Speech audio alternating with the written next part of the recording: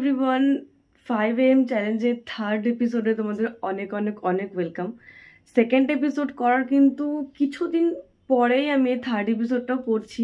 আর 2 দিনের পরে 3 দিনের মাথায় 5টার সময় ঘুম থেকে উঠে একটা নতুন জিনিস আমি রিয়েলাইজ করেছি। আমার চোখ মুখ দেখে তোমরা নিশ্চয়ই বুঝতেই পারছো আমি সবেমাত্র ঘুম থেকে উঠেই আর ক্যামেরাটা হাতে ধরে নিয়েছি। তো কি রিয়েলাইজ করেছি, চলো আজকের এই সকালটা স্পেন্ড করতে করতে তোমাদের সাথে শেয়ার করি। আর এই 3 দিনে আমি বুঝেছি পরিবর্তন শুরু করতে গেলে কিন্তু অনেক দিন লাগে না, আর এটা করতে প্রয়োজন শুধু ছোট্ট একটা স্টেপ আর নিজের মনের অনেকটা ইচ্ছা। আরও একটা কথা তোমাদের বলি, আমি তো কোনোদিনও ভাবতেই পারিনি 5 দিনে কেন মনে হয়েছিল যেন আমি 1 মাসে ওই চ্যালেঞ্জটা কমপ্লিট করতে পারবো না বা আমার ঘুম ভাঙবে না। আমার অনেক রাত্রিবেলা করে ঘুম আসে আর অনেক দেরি করে ঘুম ভাঙে, কিন্তু আমি ভাবতেই পারিনি যে 3 দিনের মধ্যে আমি চ্যালেঞ্জটা এইভাবে কমপ্লিট করতে পারবো। আর আমার মতন এরকম ঘুম কাতুরে মানুষ যদি পারে, তোমরা অবশ্যই পারবে। আর তোমরা যদি ইনিশিয়েটিভ নেবে বলে ভাবছো তাহলে অবশ্যই আজ থেকে শুরু করে দাও।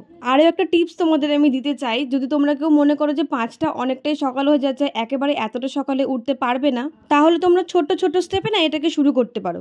যেমন ধরো তোমার যদি 8টায় ওঠার অভ্যেস থাকে তাহলে তুমি চেষ্টা করো 7টায় ওঠার।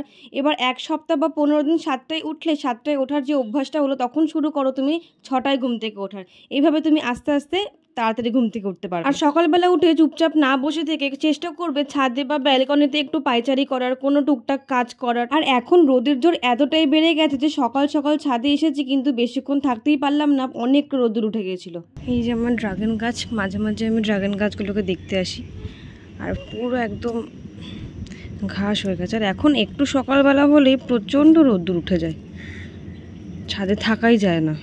সেই জন্য আমি ছাদে খুব একটা বেশি আসি না গরমের মধ্যে। যখনই আসি ঘাসগুলোকে একটু ছিঁড়ে ছিঁড়ে দিই। আর এইখান দিয়ে আমাদের আম গাছে দেখো প্রচুর বোল হয়েছে, জানি না কতটা আম হবে।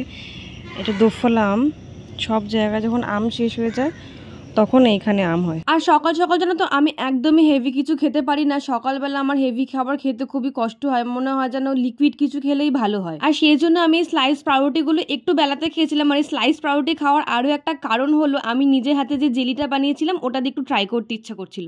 তো এটা ছিল 5 AM চ্যালেঞ্জের আমার একটা ছোট্ট সিরিজ, যেটা আমি ভাবতেই পারিনি যে এত তাড়াতাড়ি কমপ্লিট করতে পারবো।